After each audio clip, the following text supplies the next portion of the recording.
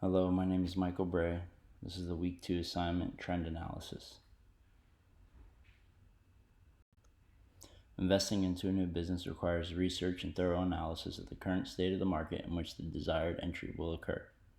When deciding to enter the food and restaurant market specifically, understanding where and what to begin as a business weighs heavily on the current state and the opportunities that are available.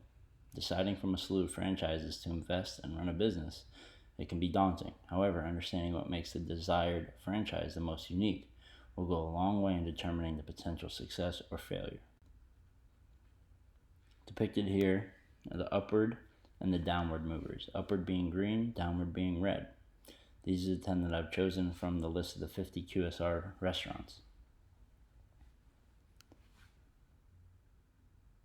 The up movers, starting with Starbucks, ranks from the QSR didn't change from 2017 to 2018 for Starbucks, as it sits behind McDonald's in second place.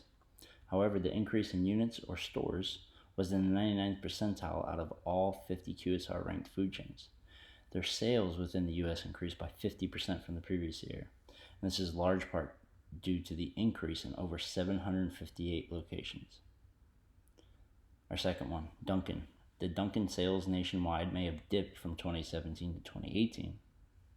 However, their average sales per unit increased by $200,000. Also, they increased the number of locations from 278 in 2017 to 2018. Our third upward mover is Chick-fil-A. Chick-fil-A increased their nationwide sales as well as increased their sales per unit from 2017 to 2018.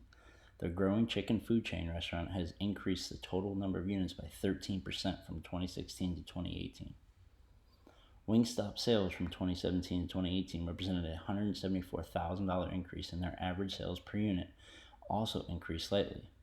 Their number of stores also went up from 2017 to 2018 from 1,027 to 1,252.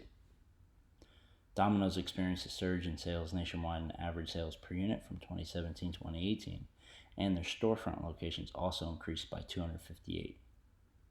Our down movers, Subway. While it remained ranked number 3 in the spot in both 2017 and 2018 in the QSR rankings, their nationwide sales fell almost alarmingly. Their number of locations dropped by 1,976 locations or units from 2016 to 2018, the most out of any QSR ranked restaurant. Pizza Hut saw their average sales per unit drop from 2017 to 2018. They also decreased their number of stores by 41. Dairy Queen had a higher sales nationwide. Their average sales per storefront dropped from 2017 to 2018, despite the fact that they had less stores. Auntie Anne's experienced higher nationwide sales. However, they closed 16 locations. Little Caesars closed out over 3% of locations from 2016 to 2018 at a total of 124 locations. However, their nationwide sales did increase.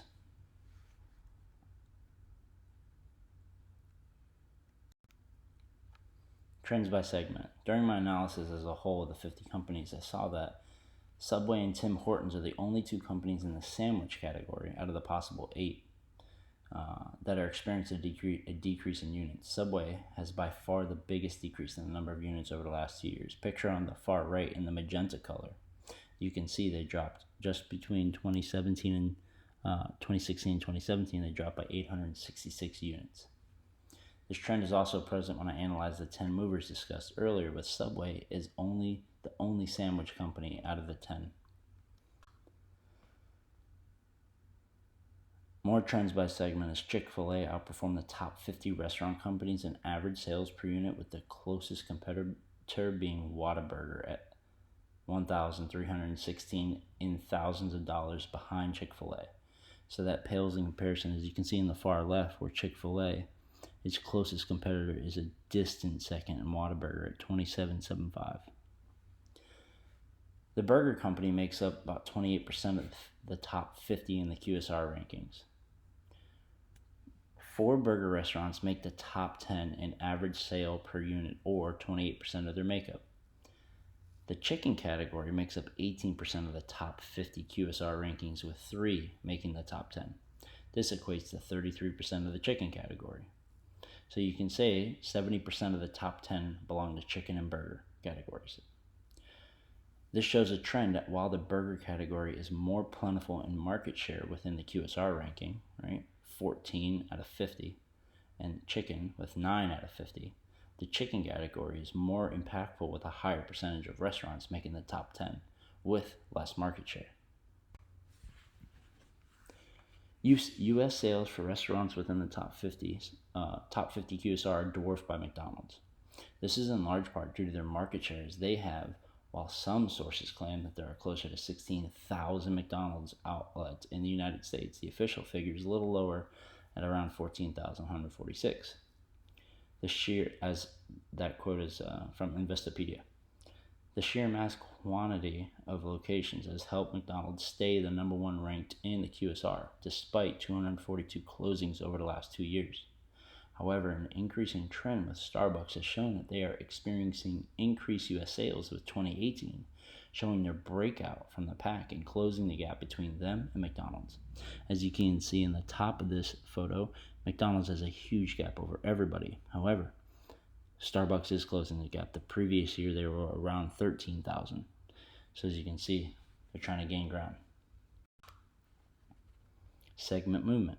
One of the segments that are moving are the number of units decreasing for companies that seem to be struggling in terms of sales across the U.S. In doing so, the average sales per unit segment also moves as it has increased. Naturally, as a lower number of stores and relatively consistent level of revenue ensure that the average will rise. So less stores, same revenue, higher output per average. It makes your numbers look a little bit better. Another segment that seems to be moving is rank, which can be closely linked to the output of units. In our movers analysis, going upward, 4 of the 5 held their rank or improved from the previous year. All of the 5 upward movers had increases in units. On the contrary, all 5 of the downward movers slipped in rank, and all 5 experienced a decrease in units.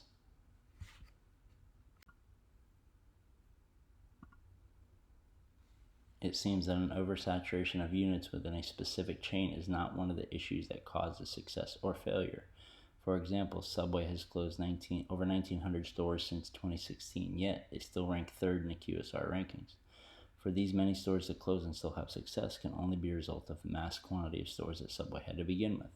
The more numbers, the better chance of probability of success. While these Subways are individually owned by franchisees, the fact that Subway as an entity has the volume of stores for prospective business owners to open allows for the continued opportunity for success. The drawback to the volume of stores is the average sale per unit is down comparatively.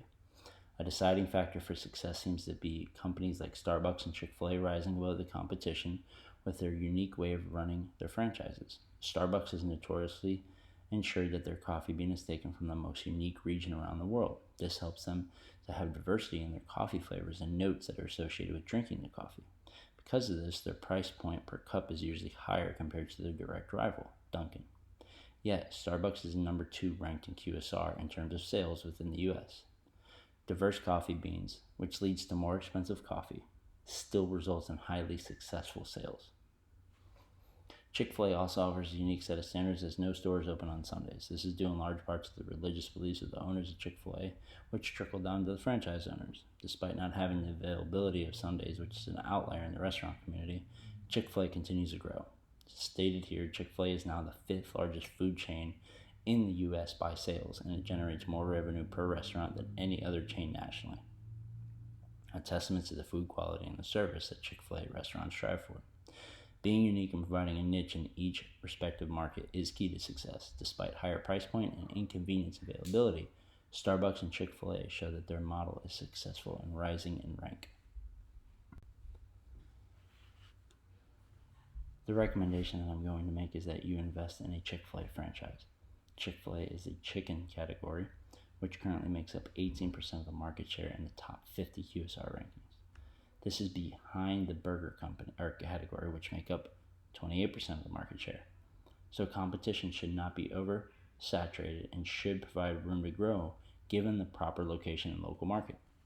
Chick-fil-A has the highest average sale per unit from the top 50 QSR rankings pictured here. When it comes to entering the market as a franchise owner of the Chick-fil-A, the benefits and path to financial success are on the owner's side. The company's sales grew by $1 billion to more than $10 billion in 2018, making it larger than Chipotle and KFC combined. The idea that it will take long to get up and running with generating revenue should not play a factor, as it does generate the most revenue per day amongst its competitors. Now that the fears involved with entering the restaurants or franchise business are quelled, the topic of initial costs and ROI are covered next. To start a Chick-fil-A is surprisingly inexpensive comparatively.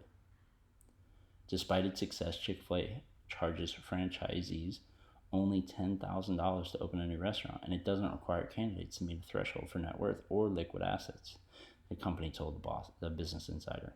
That's cheaper than every major fast food chain in the U.S.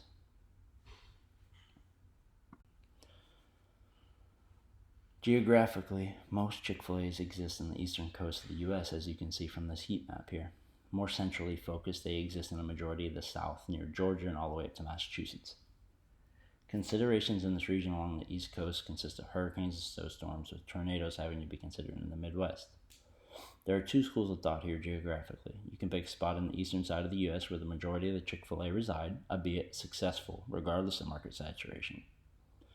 Or you can find a desirable place on the western half of the U.S. as it provides the most opportunity to reach a new demographic and establish a presence in a new market. The two options I would present more specifically for potential locations would be Northern California or Northern Florida. Northern California provides a great opportunity to enter the market, as there are currently no store locations in that region. A drawback to California resides with the state taxes and the state implements. This would impact the ROI and potential earnings. In Florida, there is no state tax, and it is much friendlier to businesses. So you have two choices: Northern California, or Northern Florida.